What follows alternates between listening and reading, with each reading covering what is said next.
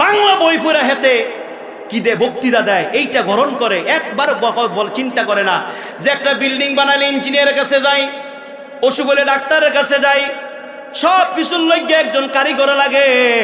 আর বাংলাদেশে ওয়াজ আর হাদিস শোনার জন্য কোনো কারিগর নাই। সার দন থেকেও মনে কি কোন কথা ঠিক কিনা? হুজুরের কাছে যাওয়া লাগলে না, ওই ভার্সিটির মালের কাছেও কি বলেন কথা ঠিক কিনা? আরেকজন কারি সাহেব হইছে, হারা জীবন ব্যাডমিন্টন খেলছে, এখন সে বড় স্কলার হইছে, বক্তা হইছে, তার ওয়াজ হনে। কত বড় আমাদের গিলু কম থাকলে আমরা এই কাজ করতে পারি। একবারও তো যাই না যে বাংলা বই পুস্তক পড়িন না, একজন ডাক্তারের কাছে যাই আমার স্ত্রীর সিজার করে দেন। জীবনের সিজারটা সঠিক হবে? হবে? রুগী মরবো কি মরবো না? ঠিক ততটুক ভাবে বাংলা বই পুস্তক পড়িন না, কোন আলেমের কাছে যে ফতোয়া আনলে ঠিক এমনি করে ইমানটা মরে যাবে। মানুষ কি হয়ে যাবে? বেঈমান।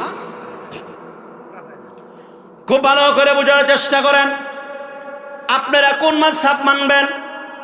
আপনারা চারো মাযহাবের যেইটা যেই দেশে চলে ওই দেশে ওইটা মানবেন, এই কথাও রাসূল বলে দিছেন। এটা আমি বলি নাই, কে বলছেন? আজকের আলোচ্য বিষয়বস্তু মাযহাব সম্পর্কে। আমাদের দেশের ভিতরে কিছু ভুল ধারণা লামাযহাবীরা ছড়াচ্ছে, বিশেষ করে আমার যুব সমাজকে তারা ধ্বংস করে দিচ্ছে, যে মাযহাব বলতে দুনিয়াত কোনো কিছুই কি নাই। আছে না আমাদের সমাজে ফিতনাটা? আমার এখানে আমার হাতে 1 ঘন্টা সময় আছে, এর ভিতরে আপনারা যারা শ্রোতা হয়ে এখানে বসছেন খুব দিলের কান লাগায় শুনবেন। 1 ঘন্টার পরে আর এখানে কথা হবে না, আর কথা বলার সুযোগও নাই। ঠিক 1 ঘন্টা আমি আপনারা যদি বসেন ক্লাসের মতো মাযহাব সম্পর্কে আমি আপনাদেরকে বুঝিয়ে দেওয়ার চেষ্টা করব ইনশাআল্লাহ। শুরুতেই তাদের একটি দাবি, কোরআন হাদিসের ভিতরে কোনো মাযহাব নাই। যদি মাযহাব এইটা যদি কোরআন হাদিসের ভিতরে যদি থাকতো, তাহলে নবীজি কোন মাযহাবের ছিল, সাহাবায়ে আজমাইন কোন মাযহাবের ছিল? এই ধরনের প্রশ্ন আছে কি নাই? লেখাপড়া না করলে, মূর্খ হলে আমাদের দেশে 2টা শ্রেণীর আলেমদের সমস্যা হয়। কয় শ্রেণীর? এক শ্রেণীর আলেম হচ্ছে বাউল গানে যারা লিপ্ত, এই আলেমগুলো সুন্নিয়তগুলো ধ্বংস করে দেয়। কি করে দেয়? আরেক শ্রেণীর আলেম হচ্ছে যারা ইসলামের সঠিক জ্ঞান রাখে না, তারা আস্তে আস্তে জানতে জানতে জানোয়ার হইয়া তারা পথভ্রষ্ট হয়ে যায়। আল্লাহ সুবহানাহু ওয়া তাআলা এই মাযহাব সম্পর্কে কি বলে শোনেন। আল্লাহ সুবহানাহু ওয়া তাআলা ডাক দিয়ে বলেন, ইয়া আইয়ুহাল্লাযীনা আমানু আতিউল্লাহা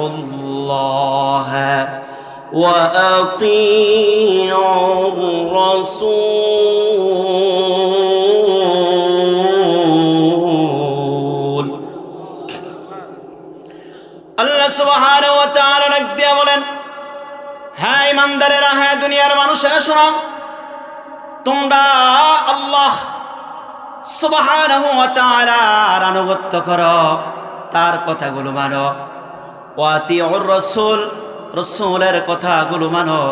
ওয়া উলুল আমরি মিনকুম, তোমাদের মাঝে যারা উলুল আমরি হয়ে যায়, তোমাদের মাঝে যারা বিজ্ঞ আলেম হয়ে যায়, তোমাদের যে সমস্ত ইমাম হয়ে যায়, তোমরা সকলেই তোমাদের ইমামদের কথাগুলো মানো। কন্যা সুবহানাল্লাহ। তাফসীরে কাবীরের ভিতরে আল্লামা ফখরুদ্দীন রাজি রাহমাতুল্লাহি আলাইহি আয়াতের ব্যাখ্যা করে বলেন, ওয়া উলুল ইলমি ওয়াল ফিকহি, যাদের ভিতরে 2টা ইলমের অধিকারী হয়ে যায়, যারা একটি হচ্ছে ইলমের অধিকারী আর একটি হচ্ছে ফিকহের অধিকারী, তারাই এই পৃথিবীর ভিতরে, এই দুনিয়ার ভিতরে তারাই একমাত্র মাযহাব পালন করনেওয়ালা এবং মাযহাবের ইমাম হওয়ার অধিকার রাখে। কন্যা সুবহানাল্লাহ। এবার আপনাদের প্রথম প্রশ্ন, যে হুজুর আল্লাহ রাসূলের যুগে কোন মাযহাব ছিল কিনা? আল্লাহ রাসূলের ঘরের ভিতরে দুইটি মাযহাব ছিল। রাসূলের ঘরে কয়টি মাযহাব? দুইটি মাযহাব। আল্লাহ রাসূল সাল্লাল্লাহু আলাইহি ওয়াসাল্লামের ঘরের ভিতরে দুইটি মাযহাব। এখন আমরা আগে বুঝি মাযহাব অর্থ কি? মাযহাব অর্থ হচ্ছে মত, মাযহাব অর্থ হচ্ছে সমাধান, মাযহাব অর্থ হচ্ছে আমার ব্যক্তিগত মতকে আমি প্রকাশ করলাম। এই প্রকাশটা যদি কোরআন হাদিসের সঙ্গে যদি মিলে যায়, তাহলে আমার মতটা একটি মানুষে গ্রহণ করা, এইটার নামই হচ্ছে মাযহাব। এটার নাম কি? তাহলে আল্লাহ রাসূলের ঘরে দুইটি মাযহাব ছিল।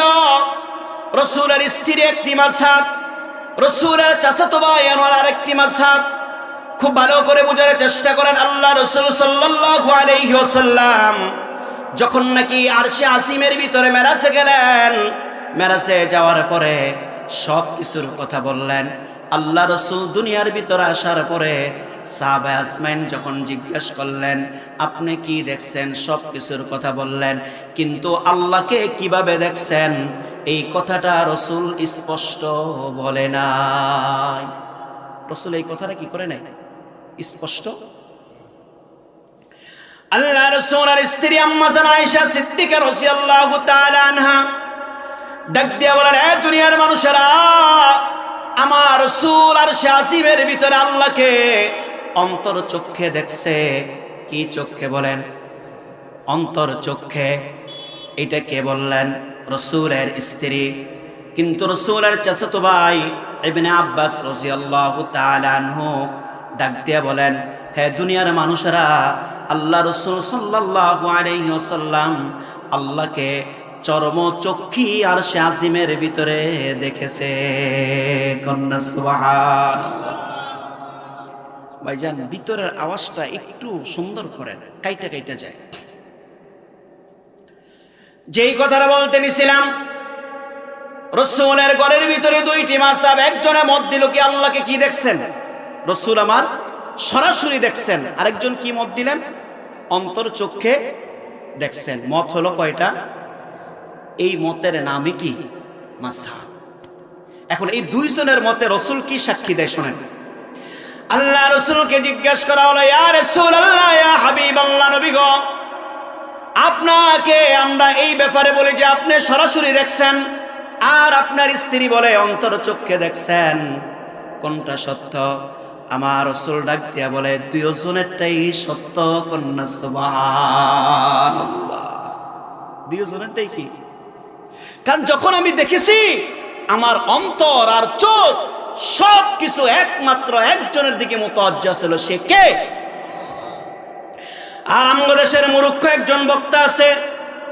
এই মূর্খ বক্তায় ডাক দিয়া কয়, আরশে আজিমের ভিতরে গেছে, আল্লাহকে আমার রাসূল সরাসরি দেখে নাই। কন্যা নাউজুবিল্লাহ। দেখে নাই। এই মূর্খ বক্তাগুলো মুনাফিক। কেমন মুনাফিক শোনেন। তারা সারা জীবন বোর্ডের দালালি করতে করতে এখন কি বলবে আর পাগল হয়ে গেছে। এরা মনে করে এদের মতো বাটপার। এরা বলছে এতদিন যে আমরা যদি ক্ষমতায় যদি যাই শরিয়া আইন কায়েম করব। এখন ক্ষমতা পাওয়ার লোভে আমেরিকা যাওয়ার পরে যদি জিজ্ঞাসা করে আপনারা ক্ষমতায় গেলে কি শরিয়া আইন কায়েম করবেন? কে বলছে শরিয়া আইন কায়েম করুন? কন্যা নাউজুবিল্লাহ। আগে কয় কি আর এখন কয় কি? এই মূর্খগুলো, এই মুনাফিকগুলো মনে করে তাদের মতো বুঝি আমার আল্লাহ। চিল্লায়া বলেন না নাউজুবিল্লাহ। এরা মনে করে তাদের মতোই কি? দুই নম্বর। তারা যেমন সকালে একটা বলে বিকেল একটা বলে, এই মূর্খ বক্তাগুলো তাদের মতোই ভাবে আমার রবকে। কন্যা নাউজুবিল্লাহ। আমার রব পবিত্র কোরআনে কারীমের ভিতরে কি বলে শোনেন। মা ইয়ানতিকু আনিল হাওয়া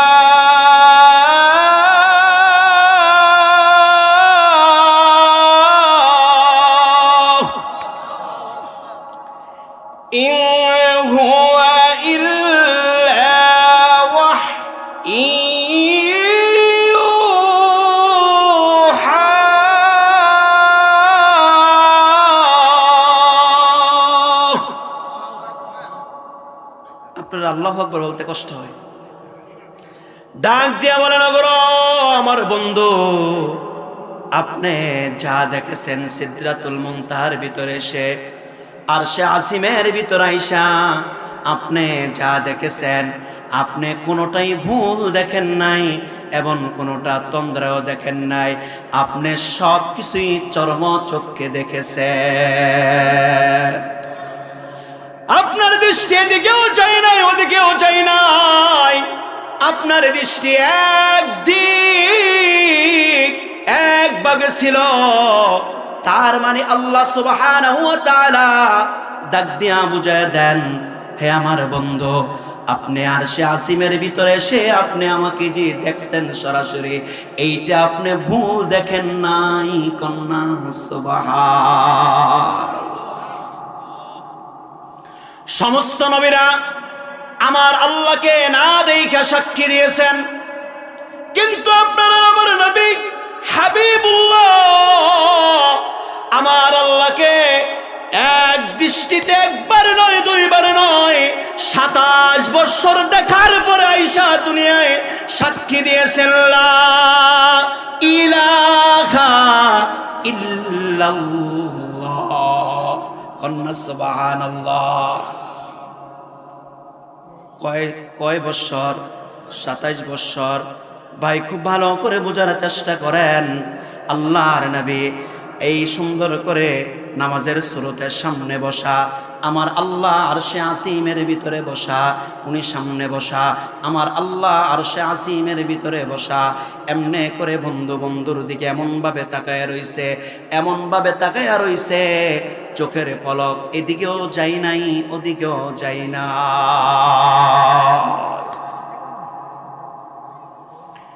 এ ভাই খুব ভালো করে বোঝার চেষ্টা করেন। আল্লাহ রাসূল সাল্লাল্লাহু আলাইহি ওয়াসাল্লামের যুগে মাযহাব ছিল কিনা? তাহলে আমরা পাইলাম রাসূলের ঘরের ভিতরে মাযহাব কয়টা? জোরে বলেন কয়টা? এবার সাহাবায়ে আজমাইনদের ভিতরে মাযহাব আছে কি নাই? সাহাবায়ে আজমাইনদের ভিতরে হযরত আবু বকর সিদ্দিক রাদিয়াল্লাহু তাআলা আনহু যখন নাকি ক্ষমতা পাইলেন, ক্ষমতা পাওয়ার পরে আবু বকর সিদ্দিক রাদিয়াল্লাহু তাআলা আনহু তারাবি পড়তেন, তবে জামাতেও পড়তেন না, নির্দিষ্ট কোনো রাকাতও পড়তেন না। কি করতেন না? জামাতেও পড়তেন না, নির্দিষ্ট কোনো সংখ্যাও কি পড়তেন না। তাহলে আল্লাহ রাসূল সাল্লাল্লাহু আলাইহি ওয়াসাল্লামের যুগে তারাবি ছিল জামাতে মাত্র কয়দিন? 3 দিন। কয়দিন ছিল? 3 দিন তারাবি ছিল জামাতের ভিতরে। প্রথম একদিন গেলেন, যাওয়ার পরে মানুষগুলো দাঁড়াইলেন, সাহাবায়ে আজমাইন। তৃতীয় দিন দেখলেন আরেকটু বেশি, তৃতীয় দিন দেখলেন আরেকটু বেশি, তৃতীয় দিন দেখলেন অনেক বেশি মানুষ। আল্লাহ রাসূল চিন্তা করলেন, আমি যদি নিয়মিত যদি এই তারাবি যদি জামাতে পড়া শুরু করি, তাহলে আমার আল্লাহ খুশি হইয়া আমার উম্মতি মুহাম্মাদির উপরে এইটা হয়তো ওয়াজিব না হলে ফরজ করে দিবে। কন্যা সুবহানাল্লাহ। তাহলে আমার উম্মতি মুহাম্মাদিরা এই তারাবিটা কষ্ট হয়ে যাবে। এই জন্য আল্লাহ রাসূল আর গেলেন না মসজিদের ভিতরে, বাসায় বসে বসে বাসায় থেকে থেকে তারাবি পড়লেন। বাসার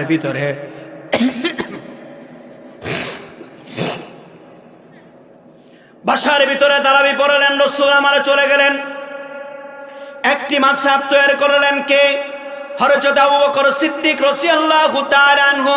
উনি নামাজ আদায় করতেন, তবে জামাতে না, কিন্তু সাহাবীদেরকে তাগিদ দিতেন, বলতেন, বলেন তো দেখি আল্লাহর নবীর এই যে আবু বকর, হযরত আবু বকর যে সাহাবী, উনি যে জামাতে পড়েন নাই, উনি যে একা একা পড়তেন বা সাহাবীদেরকে পড়ার জন্য আদেশ করতেন, এটা কি হাদিস অনুসারে করতেন না হাদিসের বাইরে করতেন?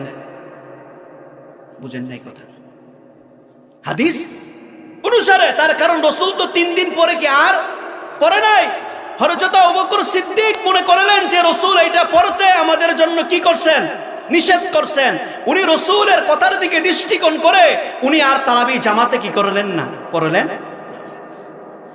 এই মাযহাব চলল, চলার পরে হযরত ওমর রাদিয়াল্লাহু তাআলা আনহু ওনার শাসন আমলে উনি আয়েশা বললেন, বিক্ষিপ্ত অবস্থায় মানুষগুলো নামাজ পড়বে এটা আমি ওমর সহ্য করতে পারি না। না, রাসূল যেহেতু 3 দিন জামাতে পড়ছে, তার মানে জামাতের সুযোগ রয়েছে। হযরতে কাফ রাদিয়াল্লাহু তাআলা আনহুকে ডাক দিয়া বললেন, হে কাফ, তুমি ইমামতির ভিতরে দাঁড়ায়া যাও, আর তোমার পিছনে থেকে আমরা 20 রাকাত তারাবি জামাতের সহিত আদায় করব। এখন কোন হযরত ওমর বেশি বুঝে না আমনগর দেশের লামাসাবি এই বন্ডগুলো, এই ওহাবিগুলো বেশি বুঝে? কে বেশি বুঝে বলেন? কে বুঝে? কার দোকায় পড়েন মিয়া সাহেব? সবচেয়ে বড় সমস্যা হলো কি, আমরা যারা সুন্নি আছি, আমরা কোরআন হাদিস থেকে সরাসরি আপনাদেরকে কথাগুলো বলে নেবি দেয়। আজকে আমাদের ভাইগুলোকে তারা সিনে নিয়ে যায় আর কয় তোমাদের কোরআন হাদিস থাকলে তোমাদের হুজুররা কয় না কেন? আপনার এমন কি সমস্যা আছে যে কোরআনটা সুন্নিয়াতের ভিতরে নাই? কেন গান গাইতে হবে ওয়াজের ভিতরে? কেন গান গাওয়া লাগবে বলেন?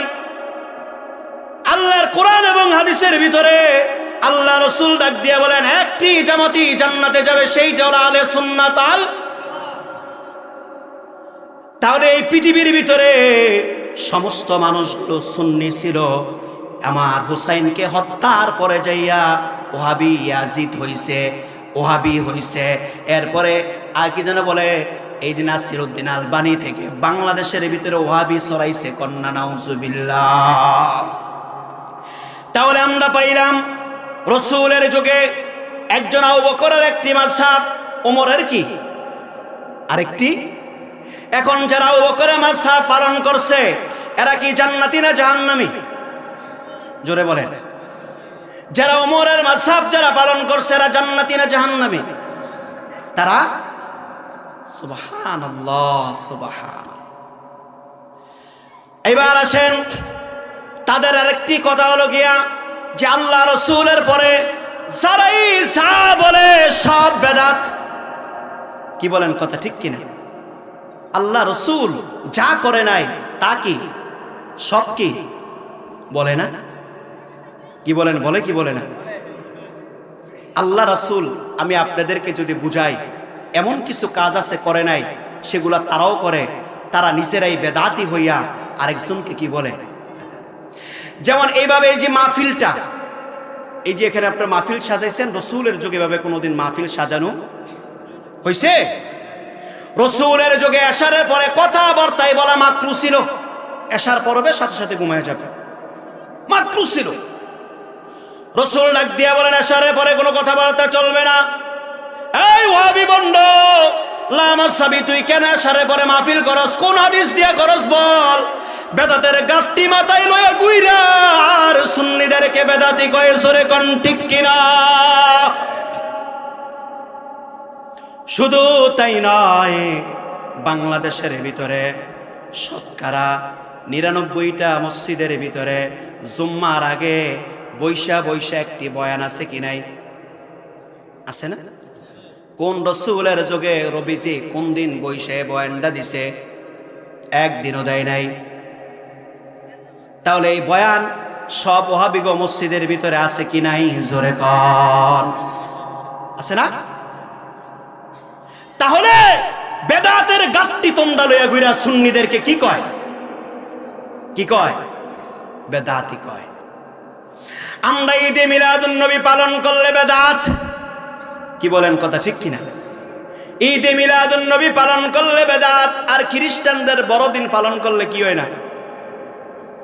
বেদাত। বর্তমান যেই ধর্মমন্ত্রী বর্তমান আখম খালেদ, এই আল্লাহর ওলি কয়েকদিন আগে হিন্দুদের কি যেন বলে খ্রিস্টানদের বড়দিনে যাইয়া ডক্টর ইউনূসের লগে কেক কাটছে। তখন আর বেদাত হয়? বন্ডামি ছেড়ে দাও মিয়া সাহেব, সুন্নিদেরকে খেপাইও না, বেদাতের গাট্টি নিয়ে যাইতে পারবা না। বেদাত কাকে বলে সেইটাই বুঝে না। আমি আপনাদেরকে কেমনে করে বুঝাবো? ভাই, তাদের বেদাতের গাট্টিগুলো যদি তাদের কান্দের ভিতরে দিয়ে দেয়, খোদার কসম হাঁটিয়া নিয়ে আবার যাইতে পারবে না। আপনার বাবার জন্য 4 দিন করবেন, একটি গরু আনছেন জবাই করবেন 4 দিন, আজকে ফতুয়া দিবে এইটা বেদাত করা যায় না। কি বলেন, কথা ঠিক কিনা?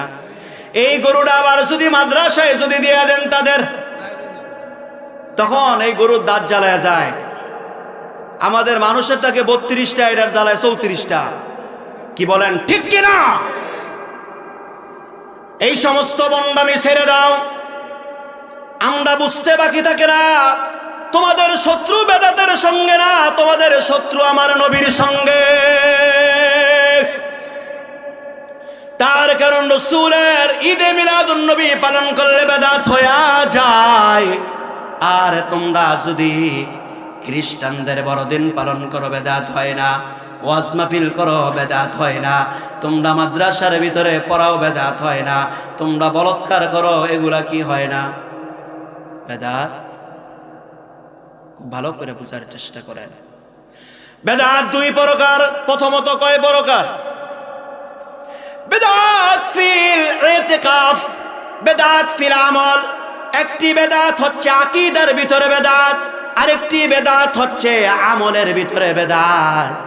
আকীদার ভিতরে যারা বেদাত হয় তারা বিনা হিসাবে কাফের, মুশরিক, বেঈমান। কন্না নাউজুবিল্লাহ।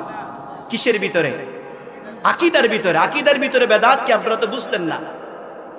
আল্লাহ রাসূলের একটি হাদিস রয়েছেন, আল আহইয়াউ ওয়াল আমবিয়াউ ফি কবরিহি ইউসাল্লুন। সমস্ত নবীরা কবরের ভিতরে জিন্দা, তারা নামাজ পড়ে। কন্যা সুবহানাল্লাহ। কথাকার রাসূলের, কথাকার। আর তারা কয় আমার নবী মইরা গেছে, পচা গেছে। কন্যা নাউজুবিল্লাহ। বিনা হিসাবে কি কাফের, বিনা হিসাবে কি?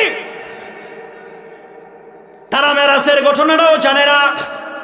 আল্লাহ রাসূল যখন নাকি বাইতুল মুকাদ্দাসের ভিতরে যখন গেল, কোথায়? বাইতুল মুকাদ্দাসে যাওয়ার পরে 2,24,000 নবী রাসূল ওই যে বাইতুল মুকাদ্দাসের গেটের ভিতরে আল্লাহ রাসূল যাওয়ার পরে দেখে 2,24,000 নবী রাসূল সবাই নামাজের জন্য কাতার ধরে দাঁড়ায় রইছে। কিসের জন্য? নামাজের জন্য। জিব্রাইলকে ডাক দিয়ে কয়, জিব্রাইল এরা কারা? কারা? 2,24,000 নবী এবং রাসূল।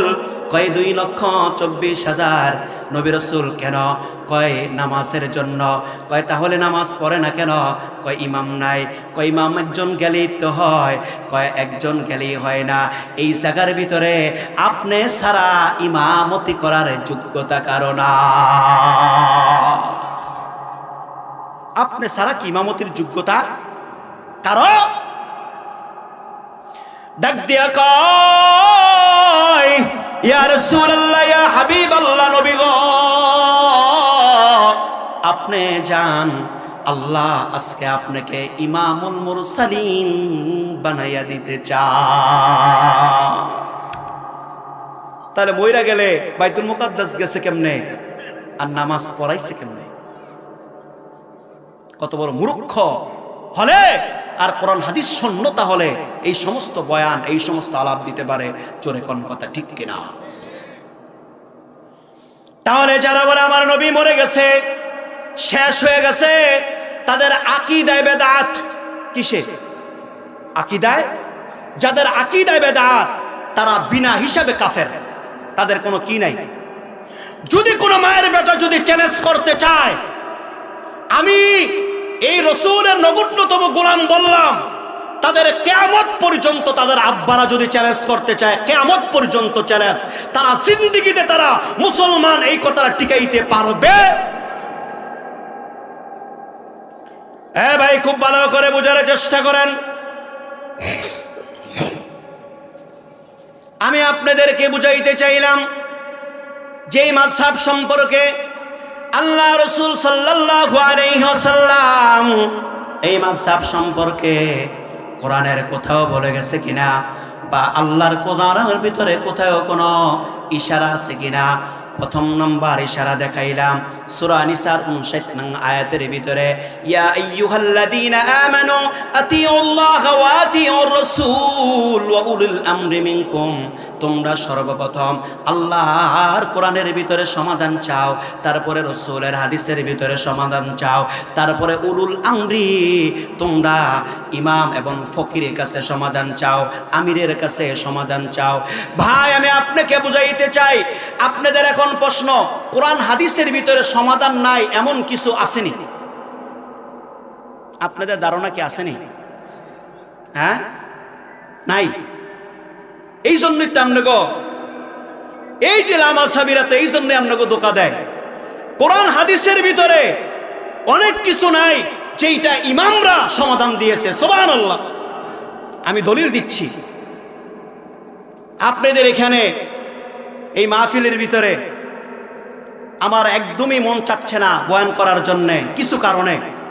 আমি আপনাদেরকে কারণগুলো প্রকাশ করব না, ইনশাল্লাহ পরবর্তীতে আপনারা প্রকাশ ইনশাল্লাহ শুনতে পারবেন। খুব ভালো করে বোঝার চেষ্টা করেন।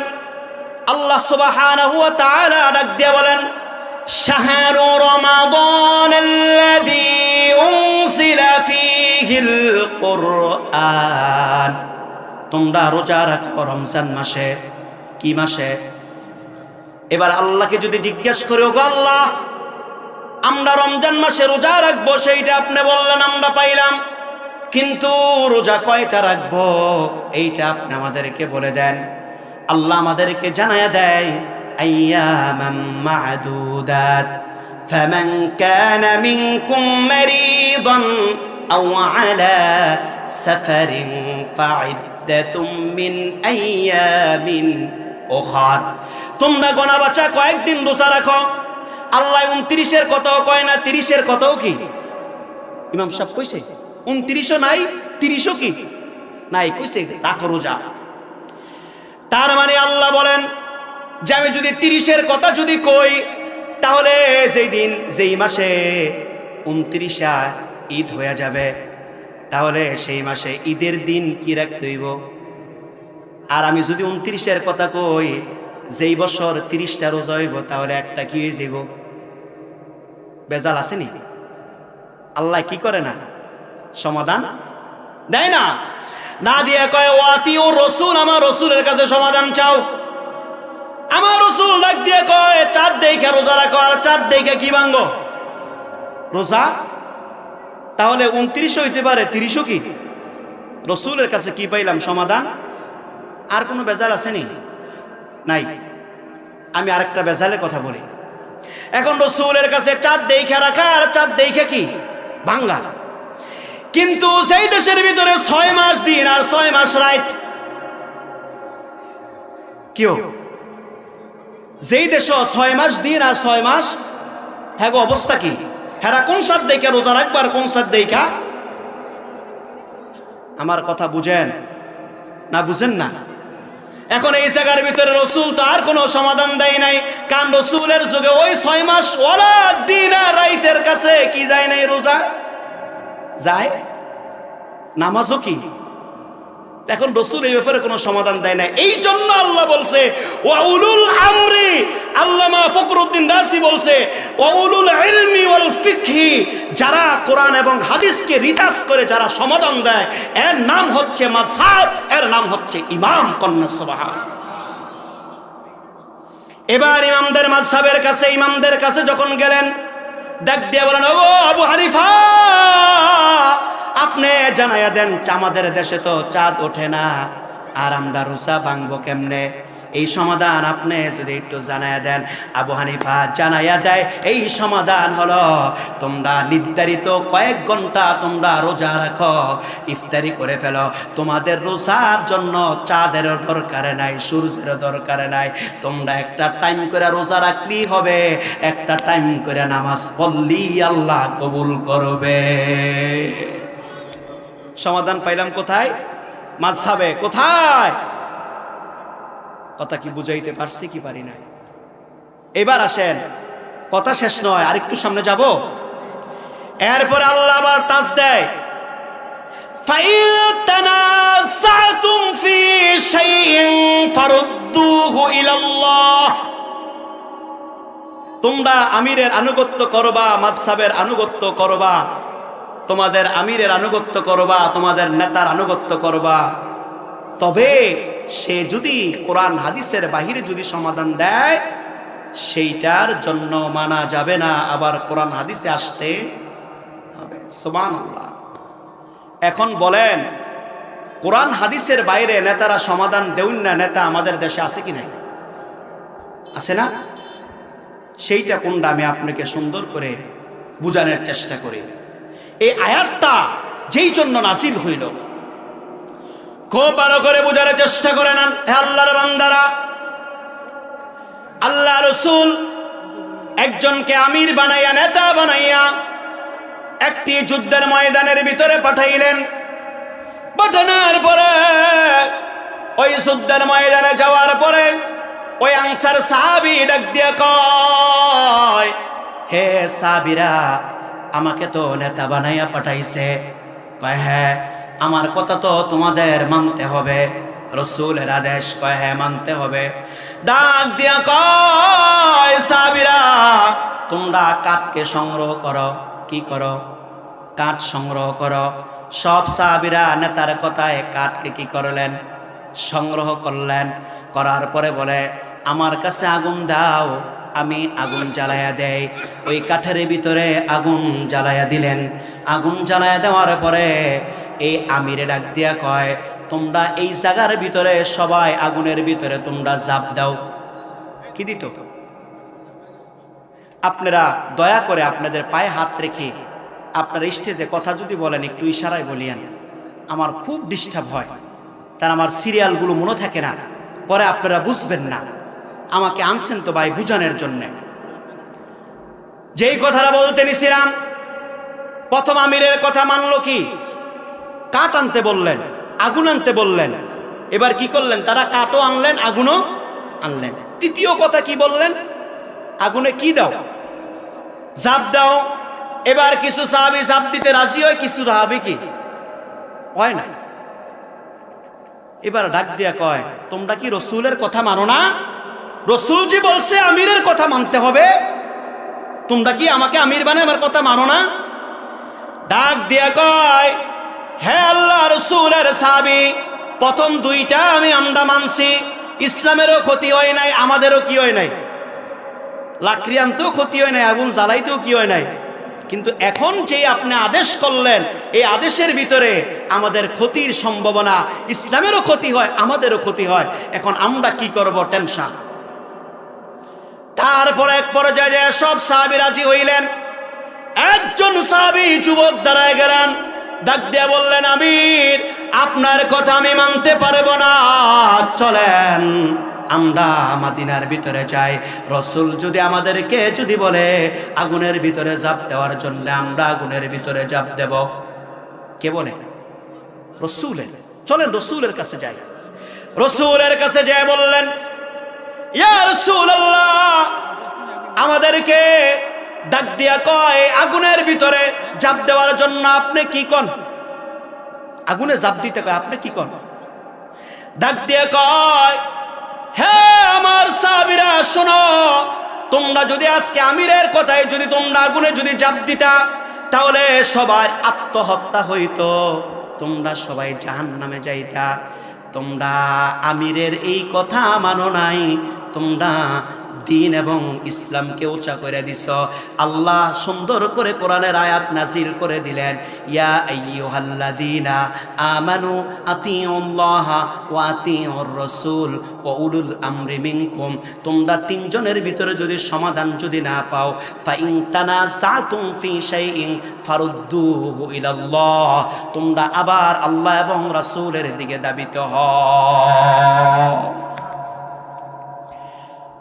আমার এই আয়াতের তাফসীর করার সারমর্ম হচ্ছে, আমগো দেশের যারা আমির হইছে ইসলামী দলের, কি দলের আমির হইয়া কয় রাসূলে না কইছে আমিরের, আল্লাহ না কইছে আমিরের কথা মানতে, কয় না?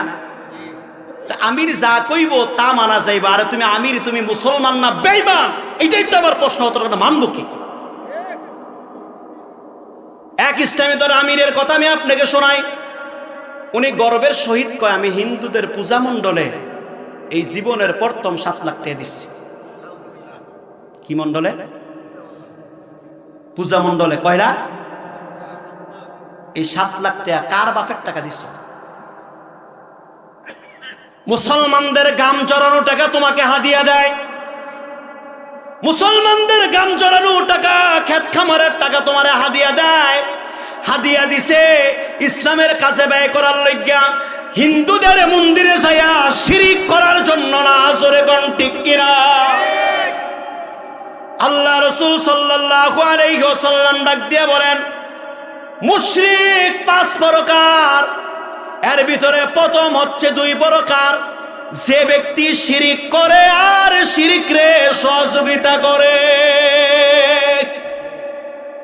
যে পূজা করে আর পূজার মণ্ডল বানানোর জন্য, উদযাপন করার জন্য সহযোগিতা করে, সমান কি? কি বলেন সমান কি? সুদ খায় আর সুদ দেয়, লিখে পাপ সমান না কম বেশি আছে? কথা বুঝেন? ওই হুজুরের মনে গুণ হইতো না নাকি বলেন? হুজুর মানুষ দেখলে মনে আল্লাহ মাফ করে দিবে। তোমার যন্ত্রণা আরো বেশি হয়ে যাবে। একবার শয়তান খুঁজা পায় না, গল্পটা আমি আপনাদেরকে শোনাইলে আপনাদের সুবিধা হবে। কি পায় না? শয়তান খুঁজা পায় না। শয়তান যায় দেয় গোপালগঞ্জ বয়ে দিচ্ছে। কোথায়? কয় লিডার সারা পৃথিবী খুঁজে আপনার বাইরে, গোপালগঞ্জ করেন কি? কয় বেটা 7.5 লাখ নাকি 7.5 কোটি বাঙালি দোকা দিয়া হেতে আইছে। আমার তো বড় শয়তান, সেতে পাও টিপতেছে। এটা গল্প বলছি। তাহলে আমি দিছি একজন রে দোকা, তার নাম কি? আদম। তার নাম কি? আর ও 7.5 কোটির দোকা দিয়েছে। পিশাব, তুমি 24 কোটি বাঙালিকে তুমি দোকা দিচ্ছ।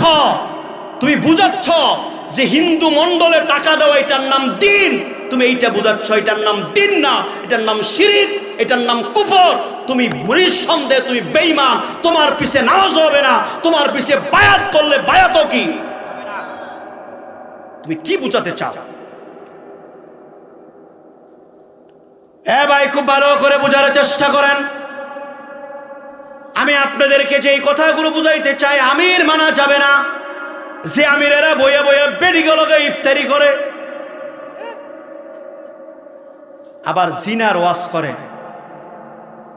কি বলেন কথা ঠিক কিনা? জিনার ওয়াজ করে, আবার বেডিগোর সাথে বৈশা বৈশা আবার মিটিং করে। তোর ওয়াজ আর তোর মিটিং, তোর জবান এক, তোর কাছে এক, তুই মুনাফিক। তোর থাকার জায়গা কোথায়? এই জন্য আল্লাহ সুবহানাহু ওয়া তাআলা ডাক দিয়ে বলেন, মা আতাকুমুর রাসূলু ফাখুযুহু ওয়া মা নাহাকুম আনহু ফান্তাহু।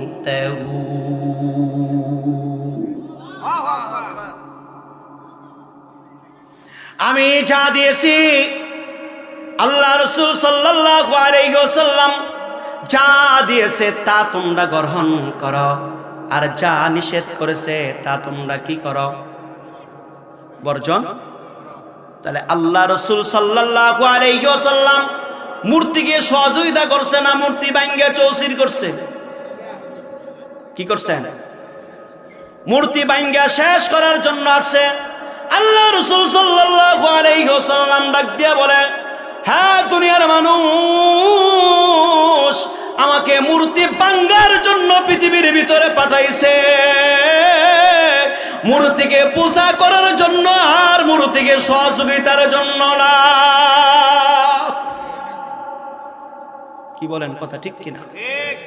আর তোমরা রাসূল কইল কি আর তুমি করো কি?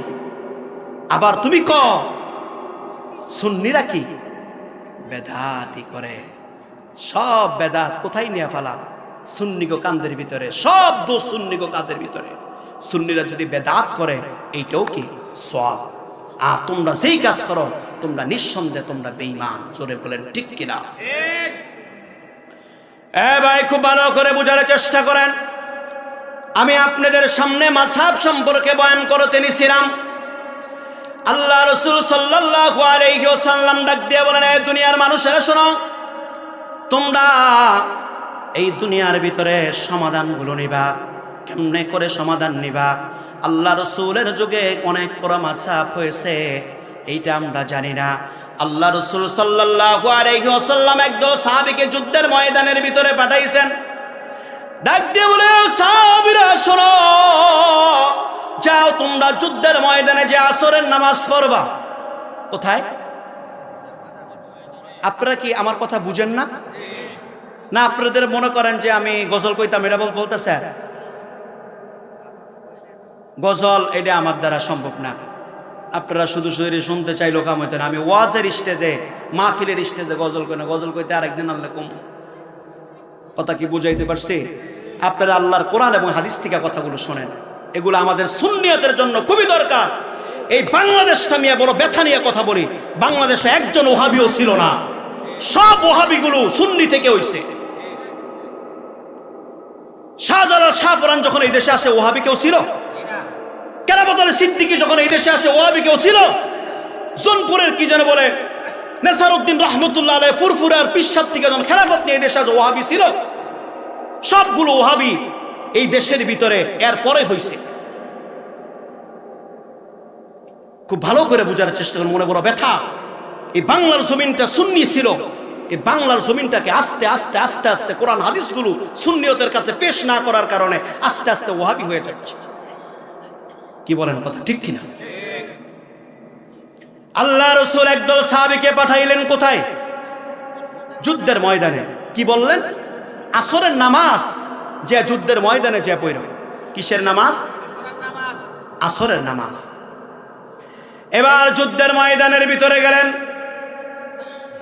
যাইতে যাইতে আসরের নামাজের সময়টা ওয়াক্তটা হয়ে গেছে কোথায়? মাঝপথে বা কাছাকাছি যে আসর ওয়াক্ত হয়ে গেছে। সাহাবীদের ভিতরে দুইটা গ্রুপ হয়ে গেলেন। একজন বলেন রাসূল বলছে আসরের নামাজ যাই আজ কোথায়? যুদ্ধের ময়দানে পড়তে। আরেকজন কয় ওয়াক্ত হইছে, ওয়াক্ত মতো নামাজ পড়া ফরজ, কাজে আসরের নামাজ আগে পড়বো তারপরে যুদ্ধের ময়দানে যাব। দল কয়টা? খুব ভালো করে বুঝছেন। এবার একদল নামাজ পড়লো যুদ্ধের ময়দানে যাইয়া, আরেক দল এই জায়গার ভিতরে কি করলো? নামাজ পড়লো। কিন্তু যেই দলরা যুদ্ধের ময়দানে যে নামাজ পড়ছেন সূর্যের একটু লাল হয়ে গেছিলেন। সূর্য কি হয়ে গেছেন? ঝগড়া সৃষ্টি হয়েছে কি হয় নাই? মতামত। দুই দল আইলেন রাসূলের কাছে যুদ্ধ শেষে।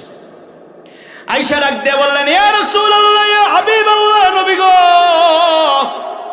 আপনি আমাদেরকে আদেশ করলেন যুদ্ধের ময়দানে যে নামাজ পড়ার জন্য। আমরা একদল যুদ্ধের ময়দানে আপনার আদেশ অনুযায়ী যুদ্ধের ময়দানে নামাজ পড়লাম। আরেকজন অক্ত হয়ে গেছে বিদায় নামাজটা মাঝপথে পড়ছে, পইরা তারপরে যুদ্ধের ময়দানে গেছে। এখন আপনি সমাধান দেন, আমাদের কান নামাজ হয়েছে আর কান নামাজ হয় নাই। কি দেন সমাধান? আল্লাহ রাসূল সাল্লাল্লাহু আলাইহি ওয়াসাল্লাম কোরআনের আয়াতটা শোনায় দিলেন, ইয়া আইয়ুহাল্লাযীনা আমানু আতিউল্লাহ ওয়া আতিউর রাসূল। তোমাদের দুইজনের নামাজি হয়ে গেছে। সুবহানাল্লাহ। তার কারণ একজন আল্লাহর কথা মান্য করে ওয়াক্তমতো নামাজ পড়ছ, তোমার নামাজও হয়ে গেছে। আরেকজন রাসূলুল্লাহর কথা মেনে যাইয়া নামাজ পড়ছ, সূর্য লাল হইছে না কি হইছে এই দিকে দেখার বিষয় না, রাসূলের আদেশ কি মানছ এইটাই আল্লাহর কাছে দামি। মাযহাব কয়টা হলো?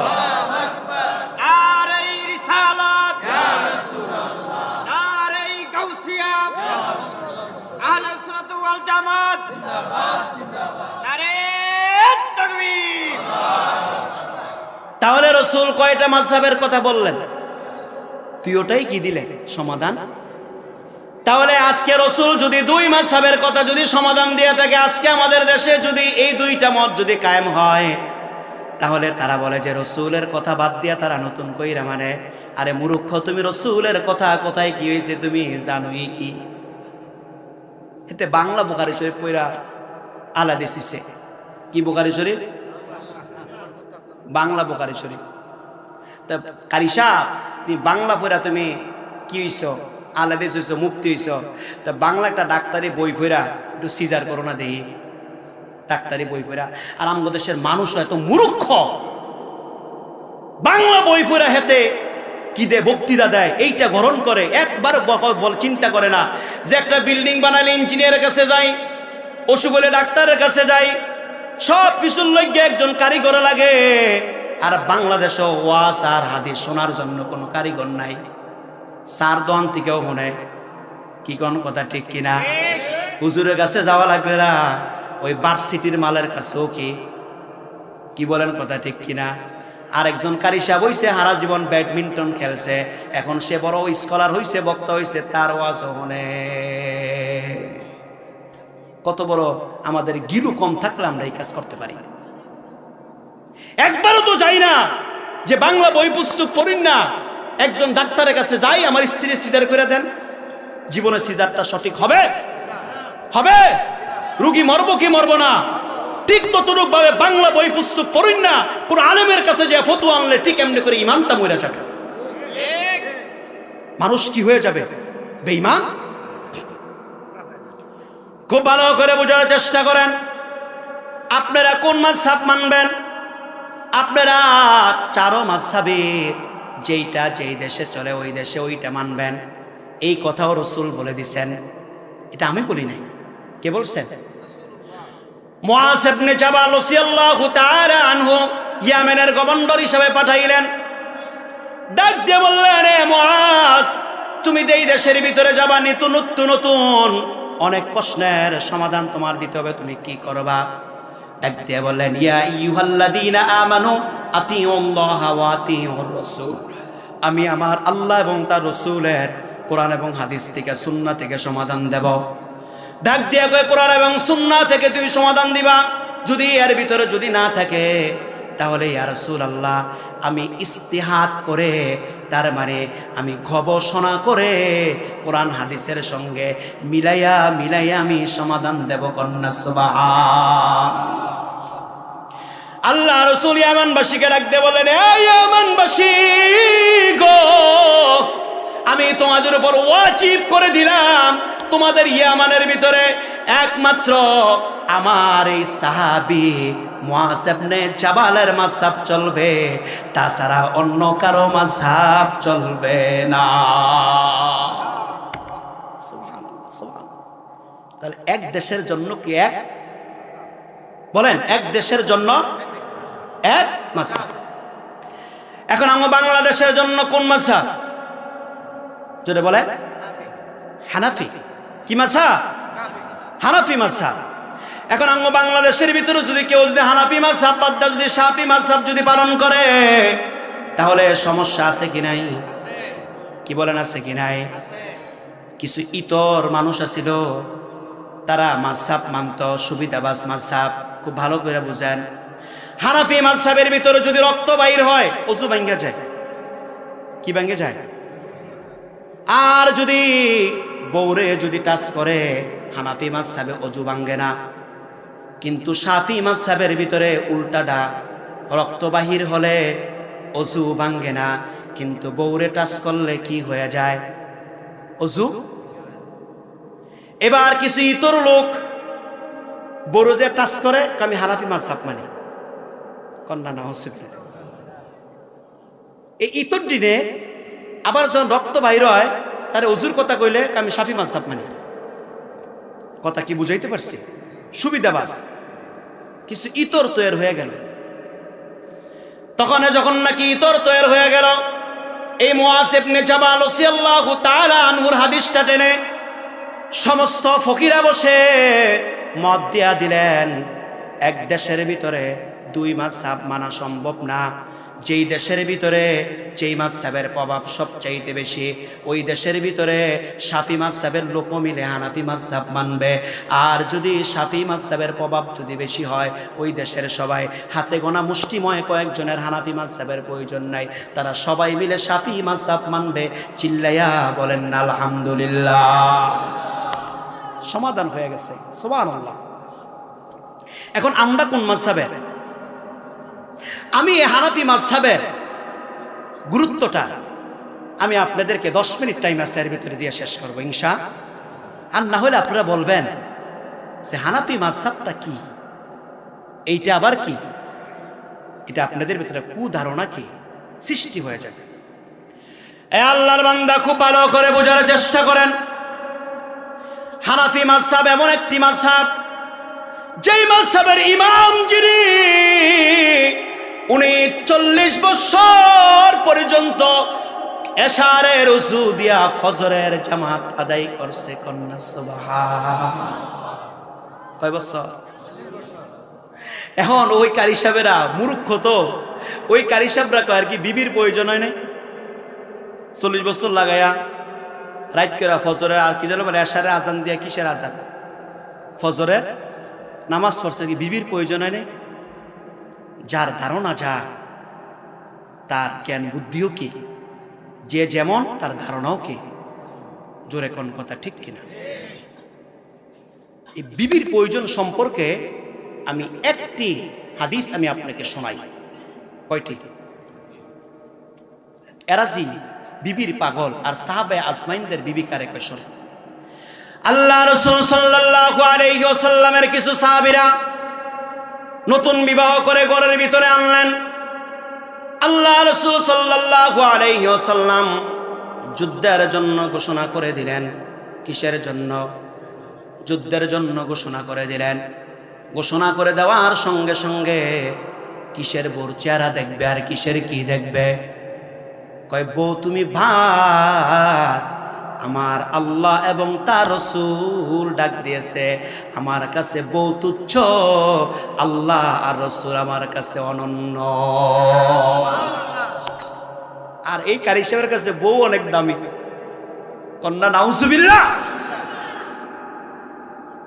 বউর দিকে ফিরেও তাকায় না, ডাক দিয়ে কয় বউ দেখা হবে আসরের ময়দানে, আমি চলে গেলাম জান্নাতে। ইমাম আবু হানিফা হাদিসের এমন নিশা ছিল, ইমাম আবু হানিফা রাহমাতুল্লাহি আলাইহি এই হাদিসগুলো সংগ্রহ করতে যাইয়া রে ভাই, একদিন আর 2 দিন নয়, 2 দিন নয়, 86 বছর হায়াত পাইছেন। 86 বছর হায়াতের ভিতরে উনি 40-45 বছর পর্যন্ত খালি একটি শুকনা রুটি আর খেজুর খেয়ে খেয়ে দিন কাটাইছে। তার মতো কন্ট্যাক্ট কইরা মাহফিল হইব, কি বলেন? তাগো মতো তারা কন্ট্যাক্ট কইরা মাহফিল হইব, টাকা না দিলে ভাত মাহফিল। এরা কি এই দিন মনে করে? ইমাম আবু হানিফার জিন্দেগি যদি তালাশ করেন, উনি ওই যুগে সবচাইতে বড় কি ছিলেন? ধনী ছিলেন। উনি মৃত্যুর সময়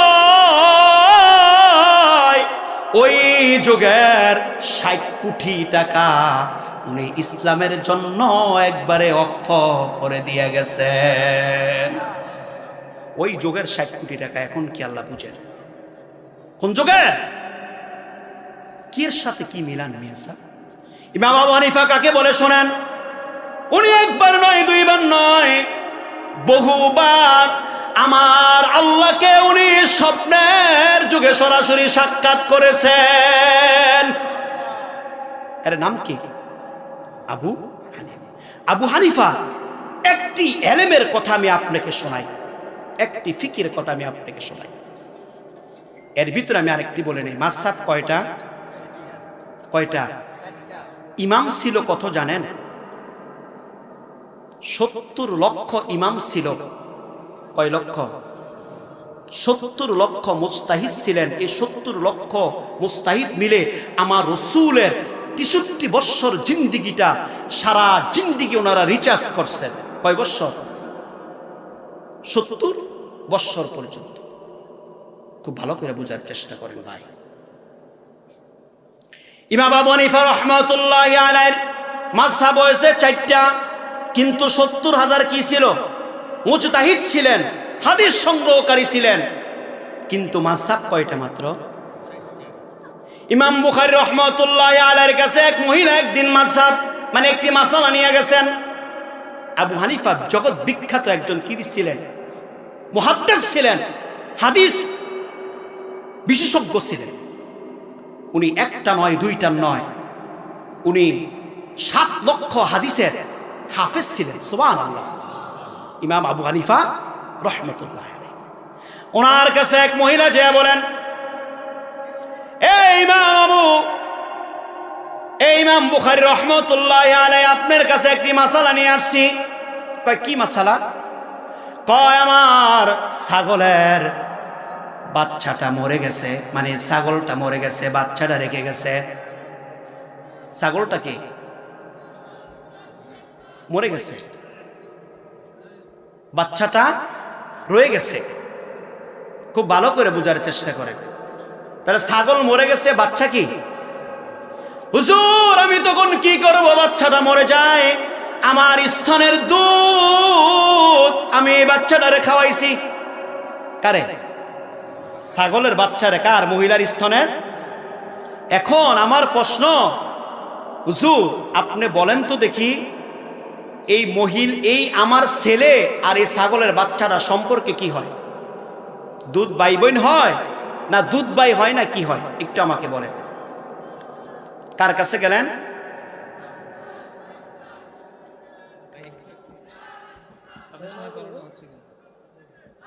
নারে তাকবীর, নারে রিসালাত, আহলে সুন্নাত ওয়াল জামাত জিন্দাবাদ জিন্দাবাদ। এই বিশেষ বক্তার আগমন,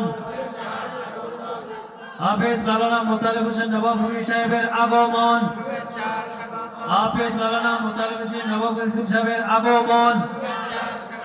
নারে তাকবীর, নারে রিসালাত, আহলে সুন্নাত ওয়াল জামাত। এই বিশেষ বক্তার আগমন, বিশেষ বক্তার আগমন মাহফিলের পক্ষ থেকে, শ্রোতাবৃন্দের পক্ষ থেকে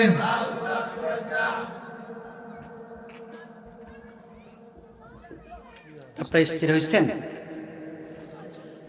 তাহলে যে কথাটা বলতে নিছিলাম, কার কাছে গেছে? ইমাম আবু হানিফার কাছে। যে ডাক দিয়ে বলেন, হ্যাঁ হুজুর আপনি বলেন আমার ছেলে আর এই ছাগলের বাচ্চাটা সম্পর্কে কি হয়? ডাক দিয়া কয়, আবু হানিফা ডাক দিয়া কয়, সম্পর্কে দুধ ভাই বোন হয়। কি হয়? দুধ ভাই বোন হয়। এই মশালা দেওয়ার পরে সমস্ত জায়গার ভিতরে মানুষগুলা হইচই শুরু করে দিলেন। ইমাম বুখারী রাহমাতুল্লাহি আলাইহি কি বললেন? তারা দুধ ভাই বোন হয়। সমাজের ভিতরে একটা বিশৃঙ্খলা সৃষ্টি হয়ে গেলেন। এবার সামনের দিকে অগ্রসর হলেন আবু হানিফাকে সমাজের থেকে বিতাড়িত করার, ইমাম বুখারীকে সমাজের থেকে বিতাড়িত করার চেষ্টা করেন। ভাই খুব ভালো করে বোঝার চেষ্টা করেন। যখন দেশটা উত্তেজনা হয়ে গেলেন, ইতিমধ্যে নিয়ে গেলেন ইমাম আবু হানিফার কাছে। এই মাসালার সমাধানটা কি আপনি একটু বলেন? ডাক দিয়া বলে, মানুষের দুধ ভাই বোন হয়, কিন্তু অন্য জাতি কোনোদিন মানুষের ভাই বোন হতে পারে না। তাহলে হাদিস এক জিনিস, আর কোরআন এবং হাদিস রিচার্জ করে ফতুয়া দেওয়া কি আরেক জিনিস। যারা কোরআন এবং হাদিস মিশ্রিত করে এই পৃথিবীর ভিতরে মাত্র 4 জনই দিতে পারতেন, ইমাম আবু হানিফা, ইমাম শাফি, ইমাম হাম্বল, ইমাম মালিক। এ কয়জন? এই 4 জন ব্যতীত আর কেউ কোরআন হাদিস রিচার্জ করে কি দিতে পারতেন না? কোনো ফতুয়া দিতে পারতেন না। এই জন্য 4টি মাযহাব হয়ে গেছে। এ ভাই, খুব ভালো করে বোঝার চেষ্টা করেন। ইমাম আবু হানিফা রহমতুল্লাহি আলাইহিকে আমরা এমনি করে মানি না। ইমাম আবু হানিফা রহমতুল্লাহি আলাইহির প্রত্যেকটি মাসালা একদম সঠিক কোরআন হাদিস এবং জ্ঞান রেখে মাসালা দিয়েছেন। আমি আপনাকে একটি মাসালার কথা আমি আপনার সামনে অগ্রসর হয়ে আমি আপনার সামনে বলার চেষ্টা করি। ফজরের সময় যখন সূর্য যখন লাল হয়, ওই লাল হওয়ার সময় নামাজ পড়া হানাফি মাযহাবে কি মাকরুহ। নামাজ পড়া কি যাবে না।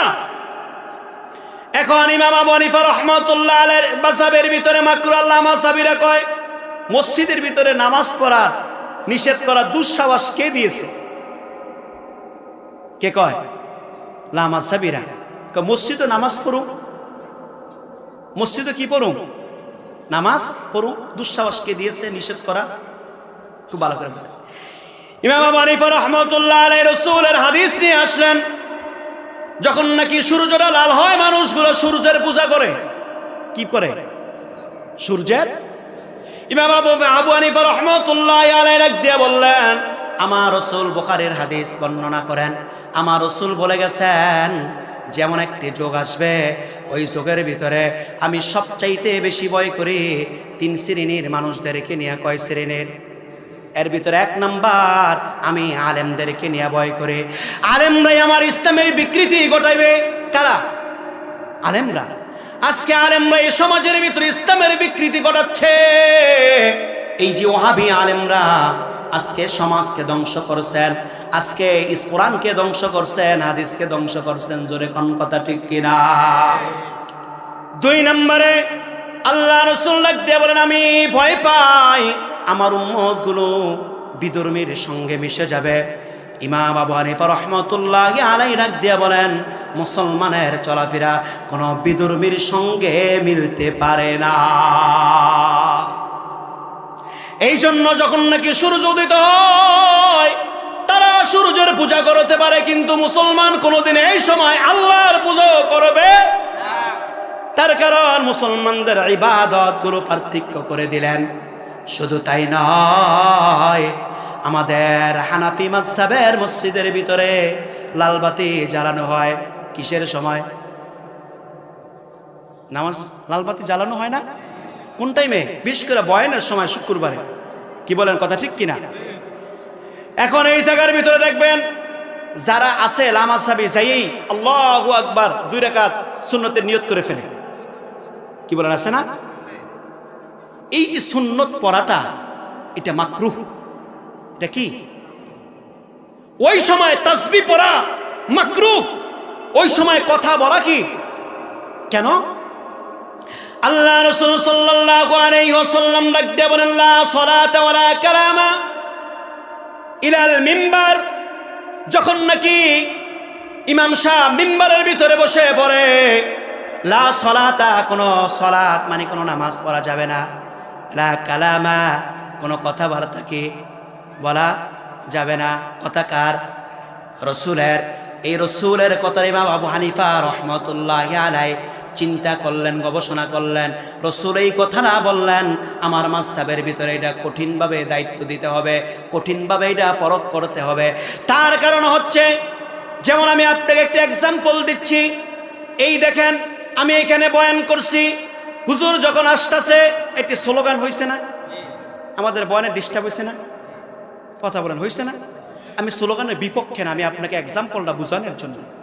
বয়ানের কি হয়েছে? ডিস্টার্ব হয়েছে। ঠিক ততটুকভাবে যখন নাকি ইমাম সাহেব বয়ান করে, একজন মনে করেন লামা সাবি যাইয়া বা অথবা একজন শাফি মাযহাবের যাইয়া ইমাম সাহেবের সামনে আল্লাহু আকবার দুখুল মসজিদের নিয়ত করলো, ইমাম সাহেবের বয়ানে ডিস্টার্ব হবে কি হবে না? হবে কি হবে না? এই জন্যই বলছে যেই দেশ যেই মাযহাব ওই দেশ সবাই ওইটাই কি করতে হবে? পালন করতে হবে। কোন একটি আলাদি চেয়ে যদি কয় আল্লাহু আকবার, তাহলে এই জায়গার ভিতরে ওয়াজিব তরফ কইরা কোনোদিন সুন্নত আদায় করা যায় না। এখন কইবেন তারা তো হাদিস কয়, তারা তো কি কয়? হাদিস কয়। মসজিদে ঢুইকেই কয় রাকাত, কয় রাকাত। এই হাদিসের তারা কদ্দুর কয়, হাদিসটা আমার কাছ থেকে শোনেন। আল্লাহ রাসূল সাল্লাল্লাহু আলাইহি ওয়াসাল্লামের যখন খুতবা দিচ্ছেন মিম্বারে, একজন আসলেন। আসার পরে উনি বসে পড়লেন। আল্লাহ রাসূল ডাক দিয়ে বললেন, এই সাহাবী, তুমি দাঁড়াও, 2 রাকাত নামাজ পড়ো, তারপরে কি তুমি কয় রাকাত নামাজ পড়ো, তারপরে বসো। খুব ভালো করে হাদিসটা শুনলেন। 2 রাকাত নামাজ পড়লেন, বসলেন। আল্লাহ রাসূল খুতবা শেষ করে ডাক দিয়ে বললেন, এ সাহাবীরা শোনো, যেই লোকটা নামাজ পড়ল 2 রাকাত, এই লোকটা গরিব, এই লোকটা সাহায্যের জন্য আসছে। তোমরা সবাই যাওয়ার সময় লোকটারে কিছু সহযোগিতা করে যাইও। আল্লাহ রাসূল নামাজের কথা কেন বললেন? ওনাকে পরিচয় করানোর জন্য, ভিক্ষা চাওয়ার জন্য বলছে নামাজের কথা। মিয়া সাহেব, তুমি ভিক্ষা করতে গেছো মসজিদে, তাহলে তুমি 2 রাকাত দখলুল বুসুদ পড়বা, তারপরে বইবা। হাদিস কোন জায়গায় কি বলো মনে করছো? সুন্নি আলেমরা হাদিস জানে না? তুমি আসাব যেতুরুক জানি, একটা পশমের কাছেও আসতে পারবা? তুমি কি বলতে চাও? তুমি যে হাদিস বলো, এই হাদিস আমরা একদম কি যেন বলে, মেশকাতি আমরা পয়রা বসে দিছি। তাহলে একজন ভিখারিকে পরিচয় করানোর জন্য বলছেন কয় রাকাত নামাজ পড়ো? 2 রাকাত নামাজ পড়ো। যাওয়ার সময় সবাই ওনাকে সাহায্য করে গেছেন, ওনার আর্থিক সহযোগিতা করে গেছেন। এখন যদি দুনিয়ার ভিতরে যদি কেউ ভিখারি হইয়া যদি মসজিদে যদি আসে, তার জন্য 2 রাকাত সমস্যা নেই, আমরা বাধা দেব না। তুমি নামাজ পড়ো কেন 2 রাকাত? ভিখারি তুমি।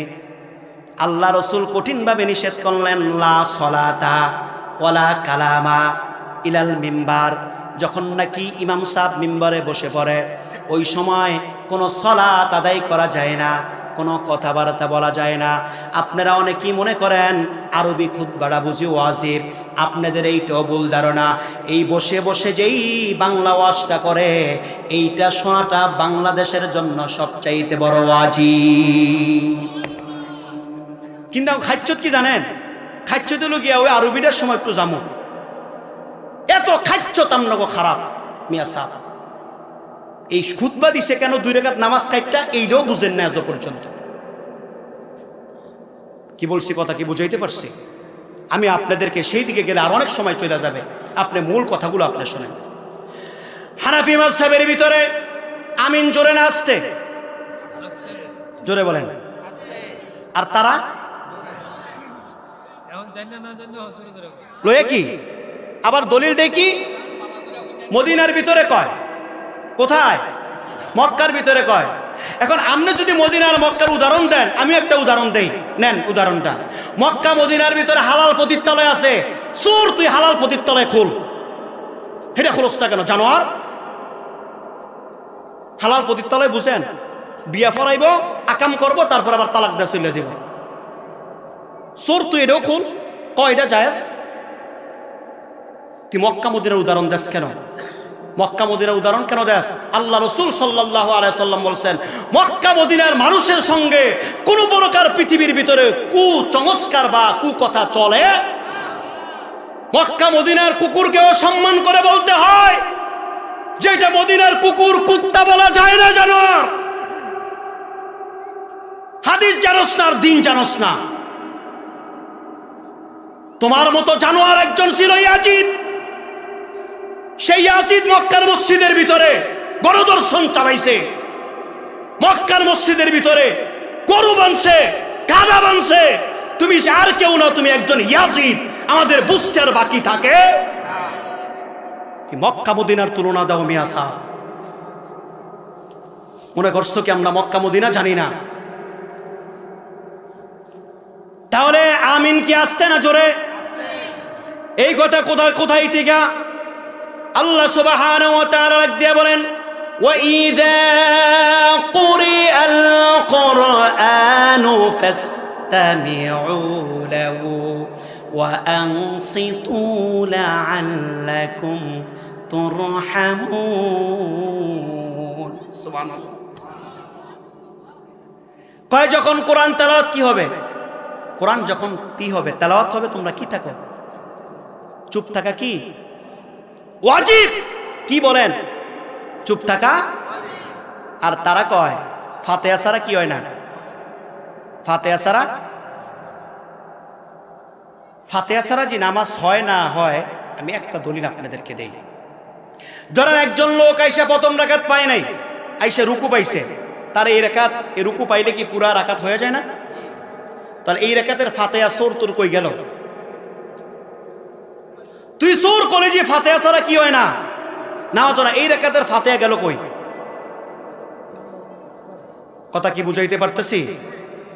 খুব ভালো করে বুঝেন। যখন কোরআন তেলাওয়াত হয় তখন কি হবে? মানুষ চুপ থাকবে। চুপ থাকাটা কি? ইমাম আবু হানিফা রহমতুল্লাহ আলাই ওনার মাযহাবে চুপ থাকাটা চালু করলেন। একবার শাফি মাযহাবের মানে শাফি মাদ্রাসা পাশ দিয়া উনি যাইতে লইছিলেন, আর সব ইমাম শাফি সাহেবের সব ছাত্ররা আইসা আবু হানিফারে গিরিন দিয়েছেন।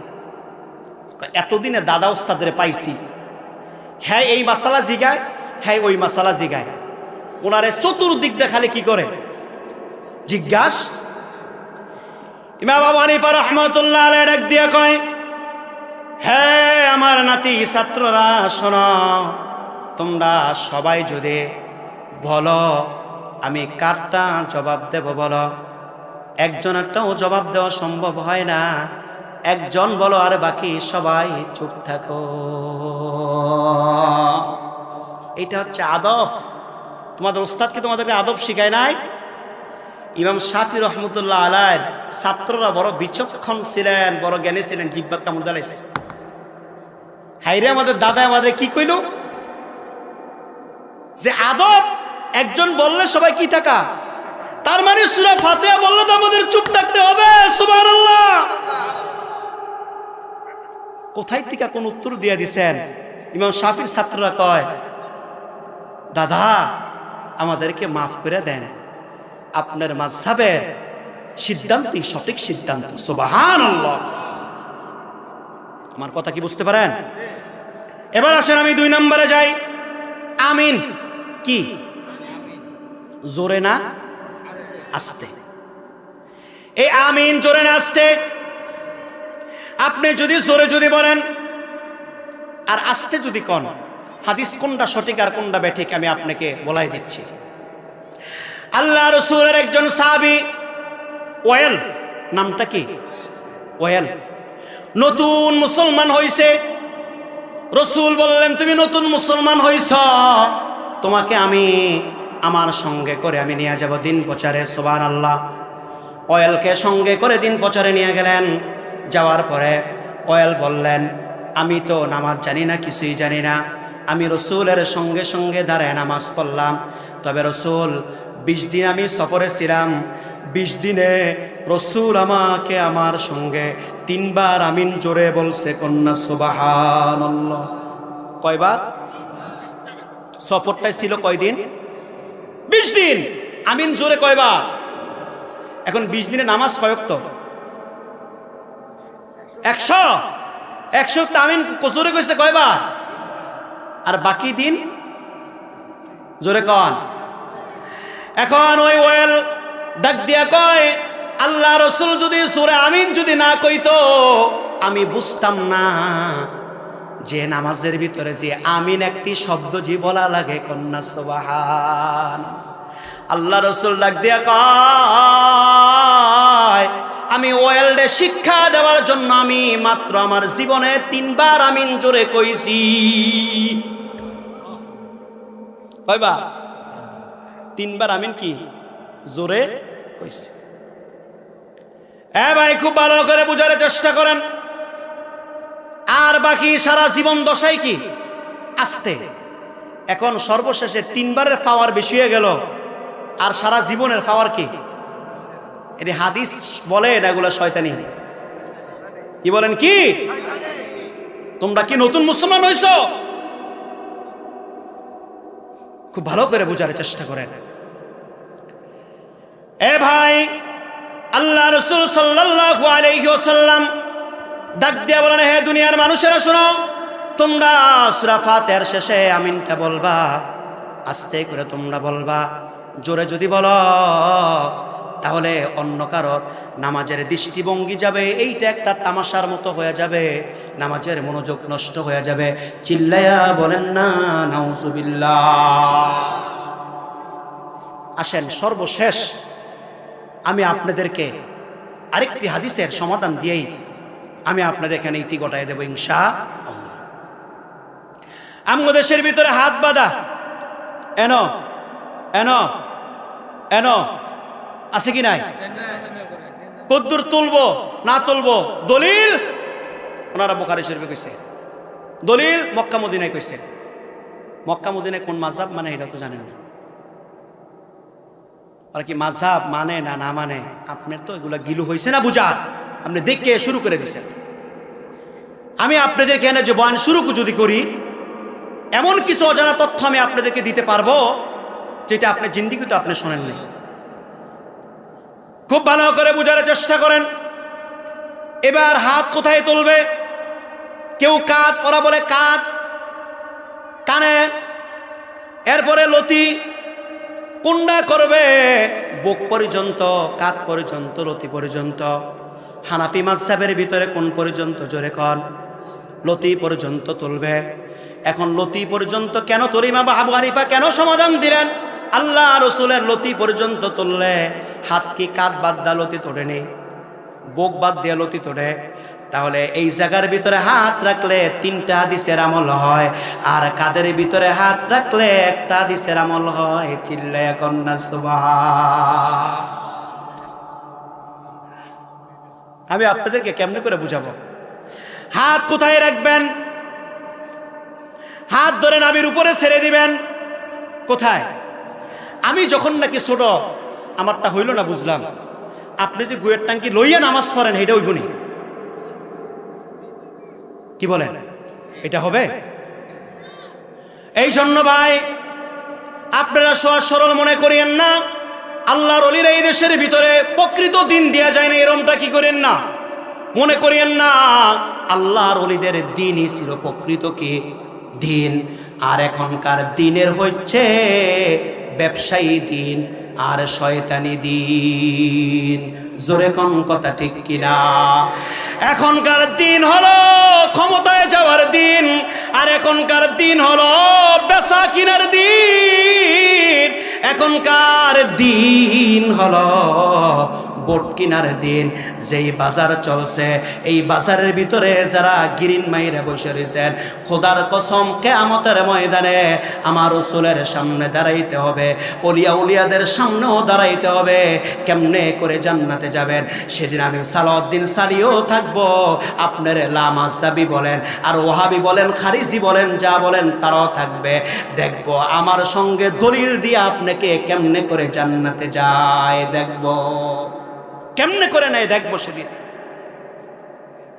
আসেন, আর আমি কথা সামনে বাড়াইতে পারলাম না, আমার কথা এই পর্যন্তই। যদি আরেকদিন যদি আসি, আপনাদেরকে হানাফি মাযহাব সম্পর্কে পরিপূর্ণ আপনার দিনটা আমি তুলে ধরার চেষ্টা করব। আল্লাহ আমাদেরকে সেই তৌফিক দান করুক। সবাই বলি আল্লাহুম্মা আমিন।